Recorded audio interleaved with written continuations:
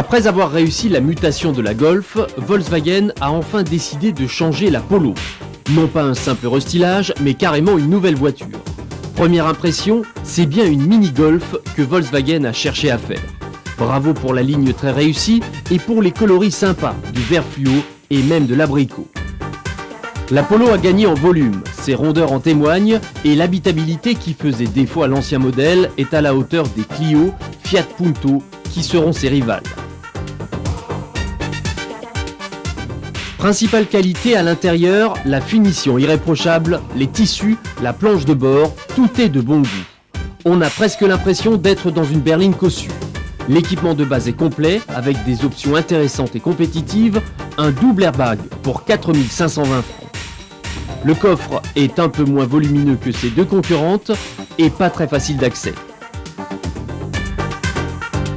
3 moteurs et 3 niveaux de finition sont disponibles sur le marché français.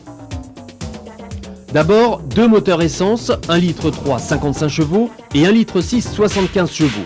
Le diesel 1,9 litre issu de la Golf n'arrivera qu'en 95.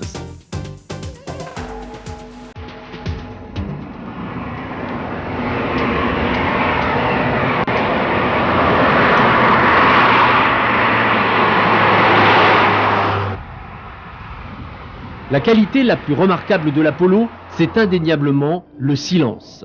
Exceptionnel dans une petite voiture qui d'habitude devient très bruyante dès qu'on accélère. La Polo possède incontestablement les qualités des voitures de la catégorie supérieure. Le moteur en revanche, le 55 chevaux que nous avons essayé, a fort à faire avec le poids élevé de la voiture, 930 kg.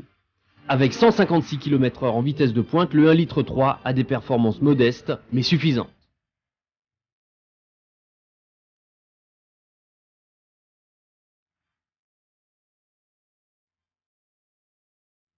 La tenue de route est remarquable. On retrouve les sensations de la Golf puisque les trains à vent des deux voitures sont identiques. La Polo ne montre ses faiblesses qu'en usage sportif.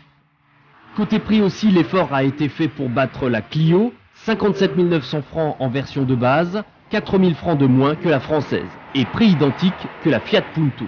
Les ambitions de Volkswagen sont claires et la Polo est sans doute une des meilleures petites voitures du marché.